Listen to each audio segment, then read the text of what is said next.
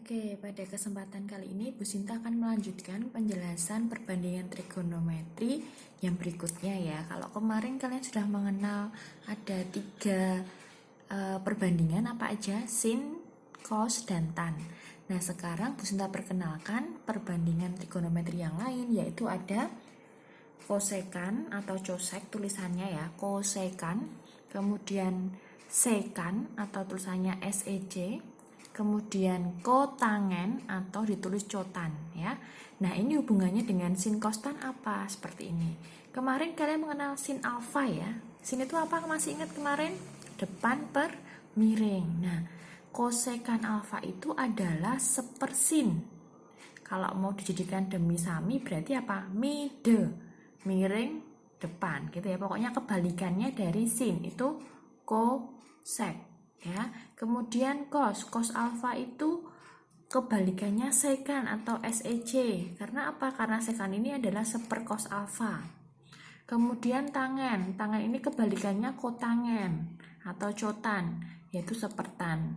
Jadi dia punya berpasangan ya kebalikannya, sin dengan kosek, cos dengan sekan, tan dengan kotan. Cara menghafalkannya gampang sih. Kalau depannya sudah S pasti pasangannya C, nggak mungkin S dengan S gitu ya. Jadi sin sama kosekan, cos sama sekan, tan sama kotangen gitu ya. Nah, kalau misalkan di sini ada contohnya sin 30, kalian sudah harusnya sudah hafal ya dari tabel yang sudah Bu Sinta berikan. Sin 30 setengah, berarti kalau kosek 30 berapa? Kebalikannya tuh ya, berarti 2/1 yaitu 2. Kemudian cos 45. Cos 45 berapa? Masih ingat? Setengah akar 2. Nah, pasangannya cos apa? Sekan. Berarti sekan 45 kebalikannya setengah akar 2 apa? Akar 2-nya kan di atas, 2-nya di bawah. Berarti kalau dibalik, 2-nya yang di atas, akar 2-nya yang di bawah. Nah, bentuk seperti ini belum boleh, harus dirasionalkan. Masih ingat ya pelajaran di semester yang kemarin, yaitu dirasionalkan. Berarti 2 akar 2 per 2, coret, jadi akar 2. Nah, ini kenapa 2 tuh pula? Akar 2 dikali akar 2 hasilnya 2 gitu ya. Oke, berikutnya. Kalau tangen 60 masih ingat tangen 60 berapa? Akar 3. Nah, kalau akar 3 pasangannya di sini adalah tangen itu apa? Kotangen. 60 berarti akar 3 dibalik jadi apa? Jadi kan akar 3 itu sebenarnya akar 3/1 ya, tapi kan persatunya nggak pernah ditulis. Dibalik jadi akar 3-nya di bawah tuh ya, jadi seper akar 3. Nah, sama seperti tadi dirasionalkan. Muncul apa? Akar 3/3 atau biasa ditulis sepertiga akar 3. Seperti ini ya. Nah, sekarang ke berikutnya yaitu perbandingan trigonometri di berbagai kuadran. Jadi, kalau di trigonometri itu kita mengenal kuadran. Kuadran itu atau juga bagian gitu ya. Ada 4 bagian atau 4 kuadran. Kuadran 1 dibatasi oleh sudut berapa? 0 derajat sampai 90 derajat. Kuadran 2 dibatasi oleh 90 derajat sampai 180 derajat. Kuadran 3 dibatasi oleh 180 derajat sampai 270 derajat. Kuadran 4 itu dibatasi oleh 270 derajat sampai 360 derajat gitu ya. Kenapa kok 360? Ini seperti satu lingkaran penuh gitu kan ya. Satu lingkaran penuh sudutnya berapa? 360. Nah, kalau sudah tahu bagian kuadrannya 1, 2, 3, 4, jangan kebalik loh ya, 1, 2, 3, 4, itu kita akan melihat rumus sudutnya. Rumus sudut di sini itu adalah rumus sudut di mana sudut tersebut kalau dihitung nilai perbandingan trigonometrinya bernilai positif. Contohnya di kuadran 1. Untuk sudutnya itu rumusnya hanya alfa ya. Misalkan dia 30, 45, 60 itu alfa. Nah, di kuadran 1 ini nilai sin kostannya positif gitu ya. Nilai sin kostannya positif. Kemudian di kuadran 2 itu rumusnya adalah 180 derajat min alfa. Di sini yang positif di kuadran 2 hanya sin ya, hanya sin. Kemudian di kuadran 3 ini rumusnya 180 derajat plus alfa. Yang positif hanya tangen. Dan di kuadran 4 rumusnya adalah 360 derajat min alfa, yang positif hanya cos. Nah, ini semua gimana toh Bu? Mungkin kalian masih bingung ya, itu gunanya untuk apa? Nah, gunanya ini semua itu adalah biasanya untuk menghitung nilai perbandingan sin kostan untuk sudut-sudut yang lebih dari 90 derajat. Nah, kita mau coba ke contoh soalnya ya. Ke sini. Contoh soal sin 120. Nah, kalian kan tidak punya tabel toh ya. Tabelnya hanya punya apa kemarin sudutnya? 0, 30, 45, 60, dan 90. Nah, untuk mencari sin 120 kita juga tidak perlu menggunakan kalkulator. Kita akan menggunakan rumus-rumus di berbagai kuadran ini. Coba yang pertama ya cara mengerjakannya. Sin 120 pertama, kalian lihat dulu dia berada di kuadran berapa. Sin 20 berada di kuadran apa? 1, 2, 3, atau 4. Lihat di sini batas sudutnya. Kalau 1, 0 sampai 90, 2, 90 sampai 180, 3, 180 sampai 270, 4, 270 sampai 360. Berarti kalau 120 ada di kuadran 2, ya kan? 120 ada di kuadran 2. Karena paling banyak 180 lebih dari 90, berarti 120 ada di kuadran 2. Kita terus di sini. Kuadran 2. Nah, berarti sin kita masukkan rumus di kuadran 2. Lihat, rumus di kuadran 2 itu apa? Yang merah ini rumus di kuadran 2 180 derajat min alfa. Kita tuliskan di sini 180 derajat min alfa. Nah, sin kita mau cari alfanya ini. Supaya menjadi 120 berarti alfanya berapa? 180 derajat dikurangi berapa supaya hasilnya seperti soalnya 120. Berarti alfanya berapa?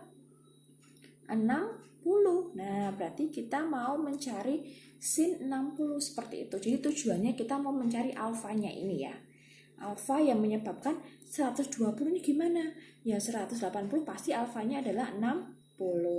Nah, sin 60. Nah, ini kuncinya harus hafal tabel trigonometri yang minggu kemarin ya. Sin 60 berapa? Nggak perlu lihat tabel, langsung berapa? Setengah akar 3. Nah, sin, lihat lagi, ini belum selesai loh ya. Kita akan menentukan plus minusnya. Dari mana Bu? Dari tadi keterangannya. Yang kuadran 2 yang positif sin, kuadran 3 tan, kuadran 4 cos, kuadran 1 semuanya gitu ya.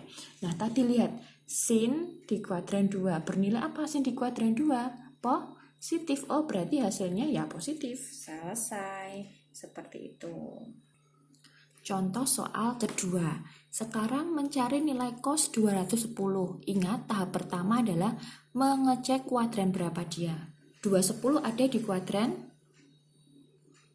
3 ya. 210 ada di kuadran 3. Kita tuliskan di sini.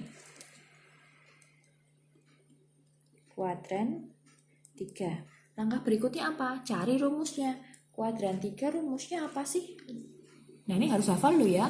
Jadi selain hafal tabel harus hafal ini semua. Rumus-rumus di kuadran dan juga yang positif apa aja. Kuadran 3 rumusnya 180 plus alfa. 180 plus alfa. Cos.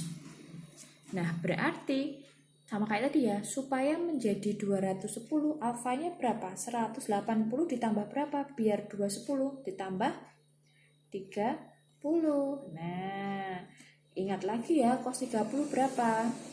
Setengah akar 3. Belum selesai, cek plus minusnya. Cos di kuadran 3, lihat. Di kuadran 3 yang positif hanya tan, berarti nilai cos negatif. Oke, tambahin min, tinggal gini. Nah, seperti ini gitu ya. Oke. Nah, sekarang kalau sudah masuk ke perbandingan trigonometri yang lainnya, yang tadi kan kita sudah mengenal kosekan, sekan dan kotangen. Nah, sekarang kalau sekan 315 gimana? Nah, konsepnya pada dasarnya itu sama seperti sin sama cos tadi.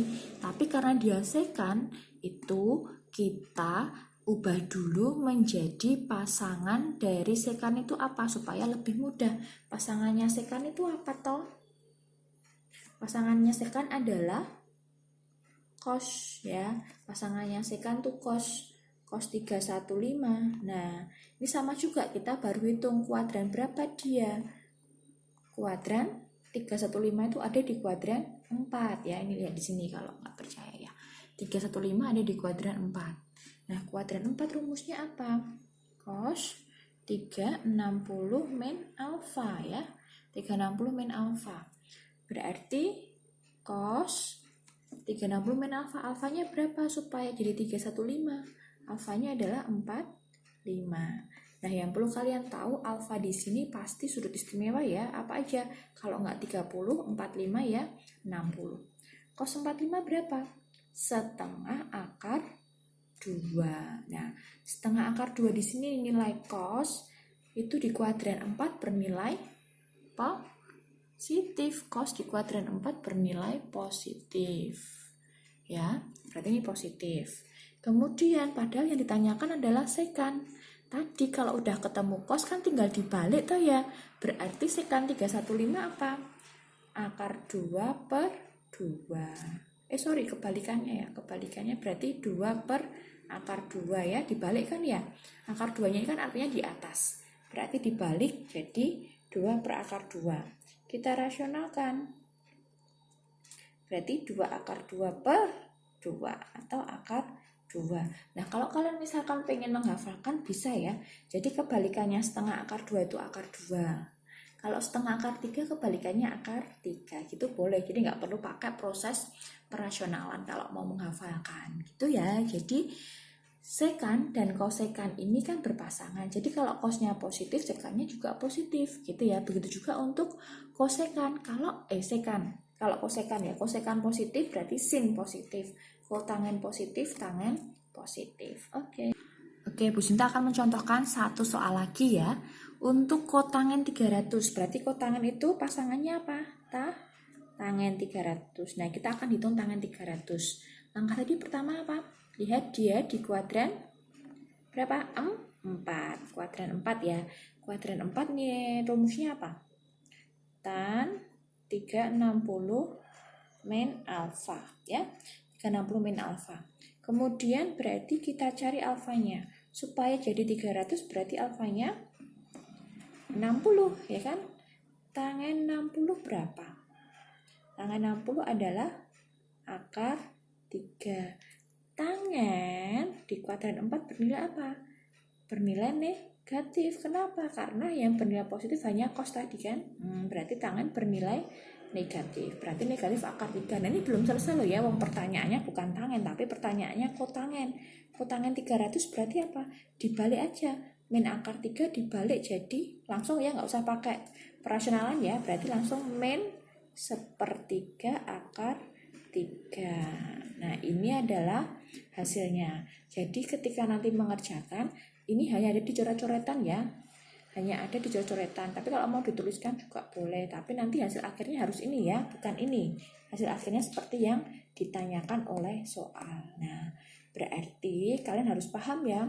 Kuncinya adalah pertama di kuadran berapa, rumusnya apa, cari alfanya, cari nilainya, plus minusnya ya. Jadi kalau misalkan dia berpasangan seperti tadi perbandingan trigonometri yang sekan, kosekan, kotangen, cari pasangannya dulu lebih mudah. Tapi kalau mau langsung juga boleh. Kalau langsung gimana Bu? Ya langsung pakai seper. Kotangen berarti kan sepertangen. Berarti ya seper tangen baru ngitung bawahnya. Gitu juga boleh, bebas gitu ya. Oke, sampai di sini. Semoga kalian paham.